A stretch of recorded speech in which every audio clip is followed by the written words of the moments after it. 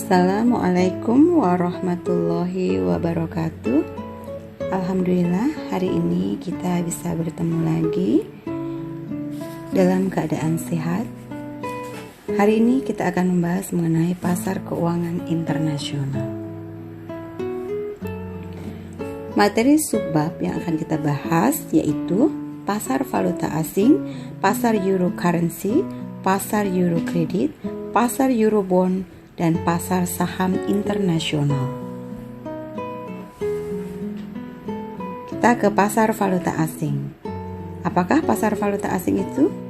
Yaitu pasar yang memfasilitasi pertukaran valuta untuk mempermudah transaksi-transaksi perdagangan dan keuangan internasional. Pasar valuta asing ini lebih dikenal dengan foreign exchange market. Dia memungkinkan berbagai valuta dipertukarkan demi mempermudah transaksi-transaksi perdagangan dan keuangan internasional. Di dalamnya kita akan membahas mengenai kurs spot, yaitu nilai tukar berjalan suatu valuta. Pasar valuta asing ini jangan dianggap sebagai suatu bangunan atau lokasi khusus tempat pedagang melakukan jual beli sekuritas. Permintaan jual dan beli valuta yang diajukan oleh perusahaan kepada bank-bank komersial biasanya dilakukan melalui suatu jaringan. Nah, tipe transaksi falas yang paling umum adalah jual beli falas memakai kurs spot atau spot rate. Nah, pasar tempat transaksi ini terjadi dinamakan dengan pasar spot atau spot market. Jadi pasar spot atau spot market itu yaitu pasar yang memfasilitasi transaksi nilai kurs spot. Ada juga pasar antar bank atau interbank market, yaitu pasar yang memfasilitasi pertukaran valuta antar bank. Jadi jika sebuah bank mulai mengalami kekurangan valuta asing tertentu, bank tersebut dapat membeli valuta tersebut dari bank-bank lain. Perdagangan antar bank ini terjadi dalam apa yang disebut dengan pasar antar bank. Dalam pasar ini, bank-bank dapat memanfaatkan kuotasi atau mengontak pialang valuta asing yang kadang-kadang bertindak sebagai perantara, yaitu mempertemukan sebuah bank yang ingin menjual suatu valuta tertentu dengan bank lain yang ingin membeli valuta tersebut. Jadi walaupun perdagangan falas ini dilakukan hanya selama jam-jam bisnis normal pada suatu lokasi tertentu, jam-jam bisnis ini bervariasi menurut lokasi karena perbedaan zona waktu. Jadi kapanpun selalu ada sebuah bank yang buka dan siap mengakomodasi jual beli falas. Kemudian ada istilah bid-ask spread, yaitu selisih antara harga jual dengan harga beli valuta asing pada sebuah bank. Bank-bank komersial menyediakan transaksi-transaksi falas demi mendapatkan fee.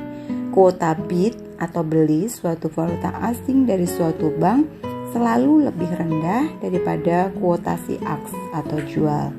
Selisih atau spread antara bid dan ask atau bid-ask spread dimaksudkan untuk menutupi biaya-biaya yang muncul dalam memenuhi permintaan jual beli falas. Nah, ini contoh bagaimana cara menghitung selisih kurs beli dan jual. Untuk memahami bagaimana pengaruh selisih kurs beli atau jual, asumsikan bahwa Anda memiliki $1.000 dan merencanakan perjalanan dari Amerika ke Inggris. Asumsikan lagi bahwa kurs beli pounds Inggris di bank adalah $1,52 dan kurs jualnya yaitu $1,6. Sebelum melakukan perjalanan, Anda pergi ke bank untuk menukar dolar menjadi pound. Kemudian uang Anda sebesar $1.000 akan dikonversi menjadi 625 pound. Dengan perhitungan, yaitu jumlah dolar Amerika yang akan dikonversi, yaitu $1.000 dibagi dengan harga yang dibebankan bank per pound, yaitu $1,6. Sehingga akan ketemu 625 pound.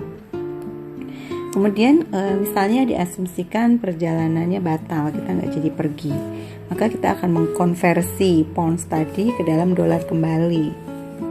Caranya yaitu dengan mengalihkan pounds yang kita miliki, yaitu 625 pounds, kalikan kurs beli bank, yaitu 1,52 per pound, sehingga ketemu 950 dolar ya. Jadi kita di sini mengalami kerugian sebesar 50 dolar apabila kita akan membatalkan perjalanan dan menukarnya kembali menjadi dolar. Ini adalah perbandingan selisih kurs antar valuta asing. Kurs beli Charlotte Bank adalah yen.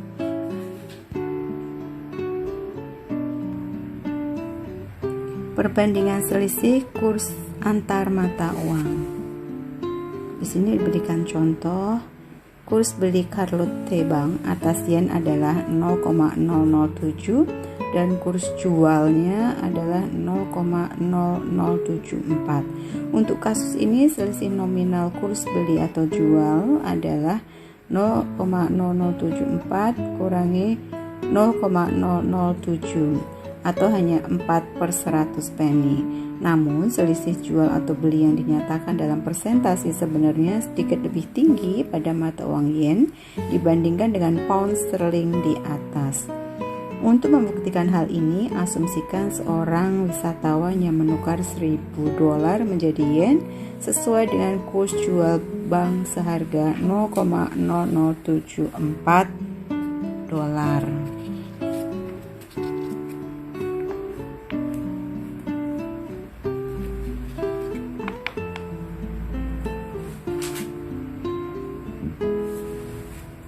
Resiko nilai tukar pada bank. Di sini ada beberapa istilah yang terkait dengan resiko nilai tukar pada bank. Yang pertama yaitu kurs forward, yaitu nilai tukar suatu valuta dengan valuta lain pada suatu waktu di masa depan yang dikuotasikan oleh bank-bank. Karena nilai valuta berfluktuasi sepanjang waktu, sebuah bank yang memegang valuta asing mungkin akan mengalami kerugian atau keuntungan karenanya.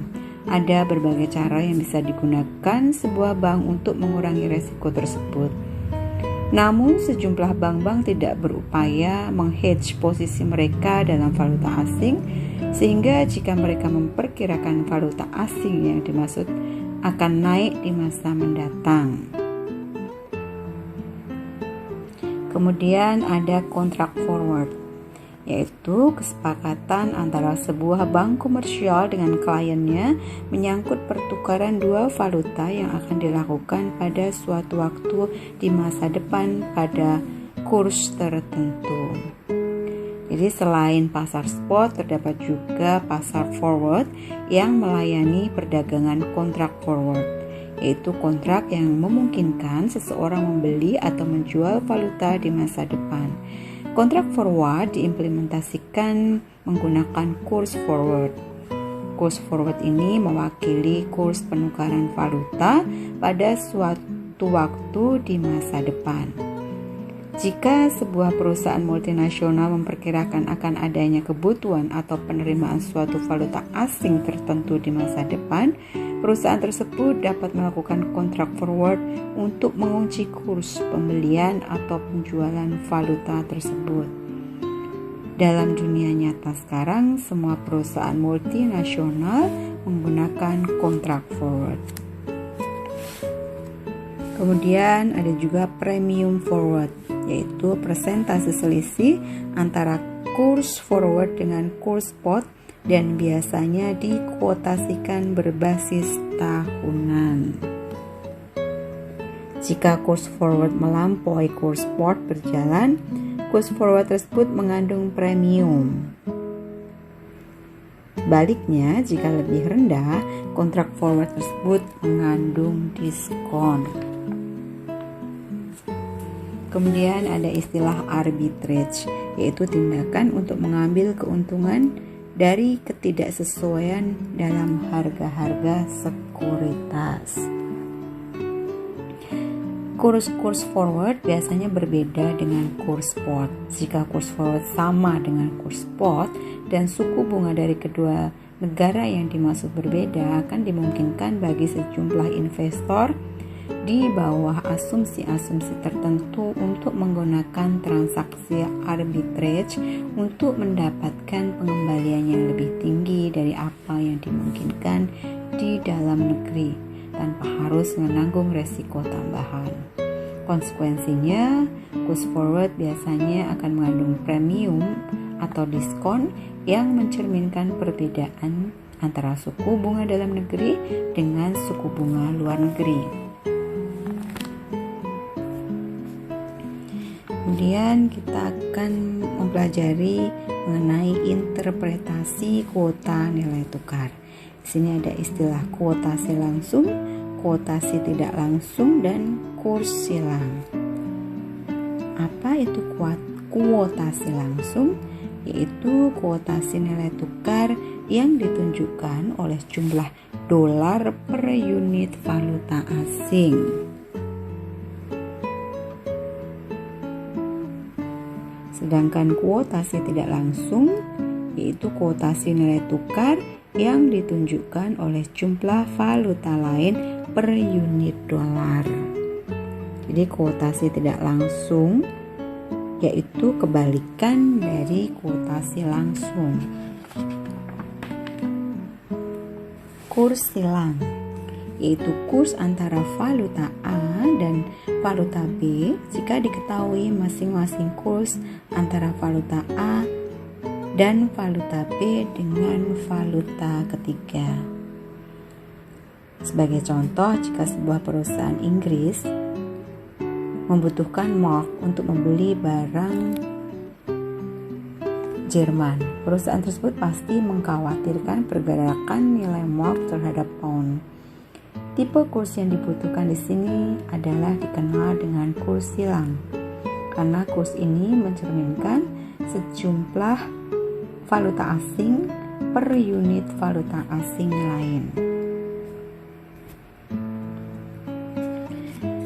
Pasar currency future dan pasar currency option ini digunakan untuk menghitung posisi dalam perdagangan internasional. Multinational company yang ingin menghedge hutangnya akan membeli kontrak currency future untuk mengunci harga suatu valuta asing di masa depan.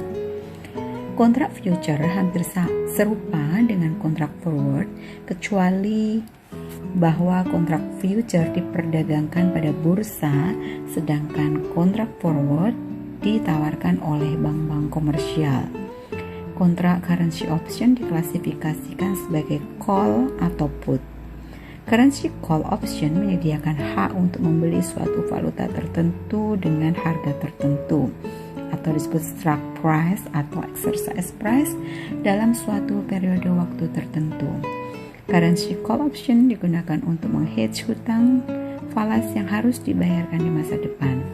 Currency put option memberikan hak untuk menjual suatu valuta asing dengan harga tertentu dalam suatu periode waktu tertentu.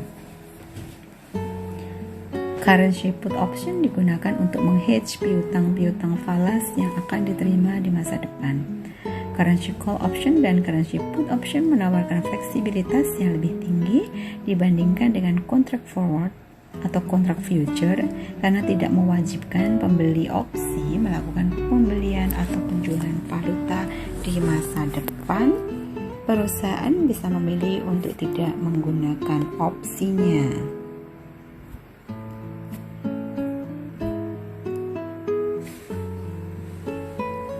Kemudian pasar euro currency. Dalam setiap negara terdapat pasar keuangan yang berfungsi membantu efisiensi transfer dana dari unit-unit yang mengalami surplus dana ke unit-unit yang mengalami defisit. Pasar ini dikontrol oleh berbagai regulator yang berupaya mempertinggi efektivitas dan efisiensinya. Alasan utama keberadaan institusi-institusi keuangan yang membentuk pasar keuangan ini adalah untuk menyediakan informasi dan keahlian. Unit-unit yang mengalami surplus dana biasanya tidak mengetahui siapa saja yang membutuhkan dana. Nah, selain itu, mereka seringkali tidak dapat mengevaluasi resiko kredit dari calon peminjam atau menciptakan dokumentasi yang diperlukan serta mengawal penerima pinjaman. Institusi-institusi keuanganlah yang berspesialisasi dalam mengumpulkan dana daripada penabung, mengemas ulang dana-dana tersebut, dan kemudian mentransfernya ke unit-unit yang membutuhkan dana tersebut. Di sini ada euro dolar, yaitu dolar AS yang didepositokan pada bank-bank di Eropa. Kemudian ada petrodolar, yaitu deposito dolar yang ditempatkan oleh negara-negara yang menerima hasil penjualan minyak ke negara-negara lain. Pasar euro kredit. Euro kredit berjangka waktu, jatuh tempo 1 tahun atau lebih yang diberikan Eurobank. Perusahaan multinasional juga memiliki akses ke dana jangka menengah dari Eurobank yang berlokasi di luar negeri. Kredit yang berjangka waktu jatuh tempo 1 tahun atau lebih diberikan oleh Eurobank umumnya dinamakan dengan Euro Credit atau Euro Credit Loan. Kredit dari pasar Euro Credit menjadi populer karena korporasi-korporasi dan badan-badan pemerintah umumnya lebih suka meminjam untuk jangka waktu lebih dari 1 tahun. Jangka waktu jatuh tempo bagi kredit Euro Credit adalah 5 tahun. Kemudian London Interbank Offer Rate atau LIBOR, yaitu suku bunga yang umumnya dikenakan bagi pinjaman-pinjaman antar Eurobank. Dan Syndicate Euro Credit Loan, yaitu kredit yang disediakan oleh sekelompok sindikasi bank dalam Euro Credit. Pasar Eurobond. Perusahaan-perusahaan multinasional sama seperti perusahaan-perusahaan domestik juga bisa mendapatkan dana jangka panjang dengan menerbitkan obligasi jangka panjang dalam pasar lokal mereka. Perusahaan-perusahaan multinasional juga dapat mengakses dana jangka panjang dan dari pasar luar negeri dengan menerbitkan obligasi dalam pasar obligasi internasional. Di sini dikenal istilah Eurobond, yaitu obligasi-obligasi yang dijual di luar negara dari valuta yang mendenominasi obligasi yang dimaksud. Euroclear, yaitu jaringan komunikasi yang memberikan informasi kepada semua pedagang mengenai obligasi-obligasi yang tersedia untuk dijual. Withholding tax, yaitu pajak yang dikenakan pemerintah tamu atas dana-dana yang akan dipulangkan dari anak perusahaan ke perusahaan induk. Kemudian ada pasar saham internasional.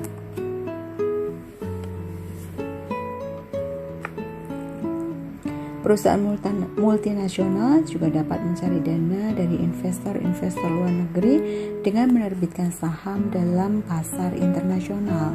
Emisi saham baru semakin banyak yang dikembangkan dalam pasar internasional untuk berbagai alasan. Korporasi-korporasi non-AS yang membutuhkan dana dalam jumlah besar kadang-kadang akan menerbitkan saham di Amerika. Nah, ini yang disebut Yankee Stock Offering, yaitu penawaran saham oleh perusahaan non-AS dalam pasar AS. Selain itu ada American Depository Receipt, yaitu sertifikat-sertifikat yang mewakili kepentingan atas saham-saham asing yang diperdagangkan pada bursa-bursa di Amerika.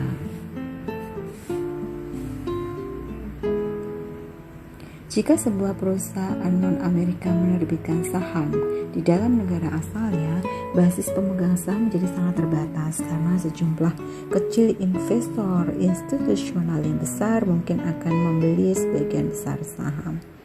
Dengan menerbitkan saham di Amerika, berarti perusahaan tersebut telah mendiversifikasikan basis pemegang sahamnya, yang bisa mengurangi gejolak harga pada saat mereka menjual sahamnya. Nah, ini adalah manfaat pasar keuangan internasional. Yang pertama yaitu perdagangan luar negeri dengan mitra-mitra dagang perusahaan. Ekspor menghasilkan arus kas, sedangkan impor memerlukan pengeluaran kas. Yang kedua adalah investasi asing langsung atau akuisisi aset di luar negeri. Fungsi ini meminta pengeluaran arus kas, tapi juga menghasilkan arus kas melalui dividen-dividen yang dipulangkan ke perusahaan induk atau melalui penjualan aset yang dimaksud. Fungsi ketiga adalah investasi jangka pendek dalam sekuritas luar negeri. Pasar euro currency biasanya digunakan bagi tujuan ini. Fungsi keempat adalah pembiayaan jangka pendek dalam pasar euro currency. Dan fungsi kelima adalah pembiayaan jangka panjang dalam pasar euro kredit, euro bond atau pasar saham internasional.